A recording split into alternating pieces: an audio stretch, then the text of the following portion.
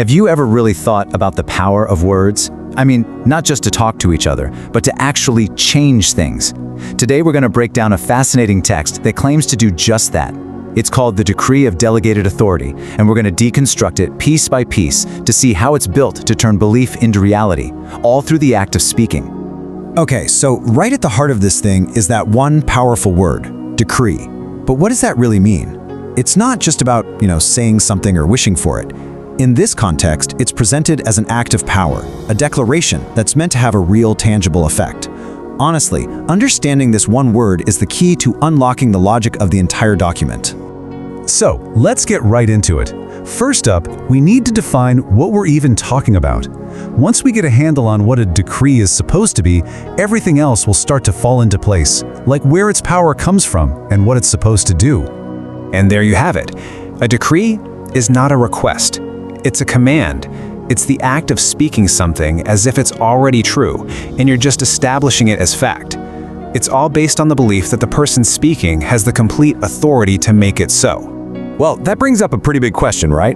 If you need authority to make a decree, where does this authority come from? You can't just go around declaring things without some kind of backing.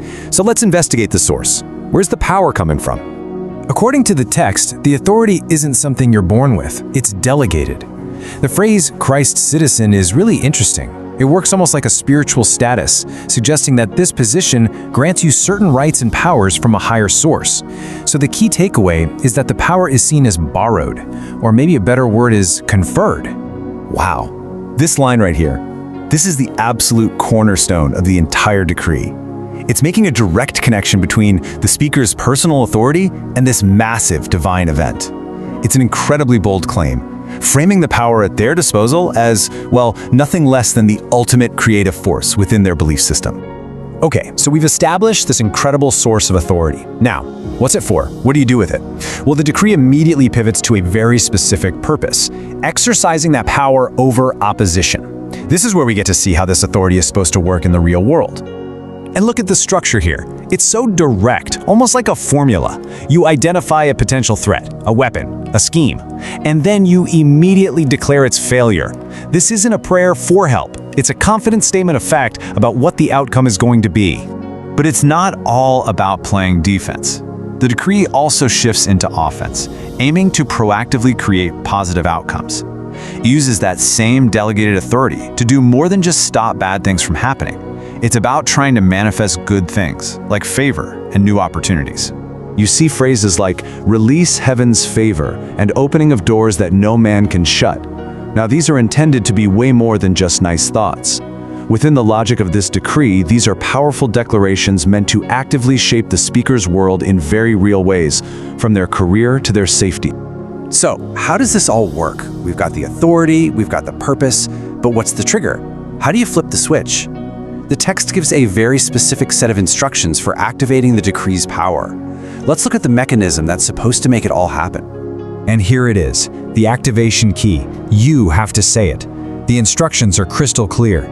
Say this out aloud. This whole thing is not designed to be a silent internal meditation. The physical act of speaking the words, of putting them out there, is framed as the essential step that turns a belief into a command. This lays out the entire logical flow perfectly, moving from an internal belief to an external action. You start with the conviction that you have authority, you reference other core beliefs for support, and it all culminates in that final powerful step, the spoken declaration. It connects identity, belief, and action into one single powerful sequence. So when you boil it all down, this decree is essentially a highly structured tool. It's a way of using language to try and shape your reality. It builds its own case for why it has authority, and then uses that authority to declare a new, better reality into existence. This whole thing leaves us with a pretty fascinating thought to end on. This text is one powerful example of the belief that words can shape our world. But this idea isn't new, it's ancient, and it crosses so many cultures. So why is that? What does its persistence tell us about our deep human need to find order, meaning, and maybe a little control in a universe that often feels pretty chaotic?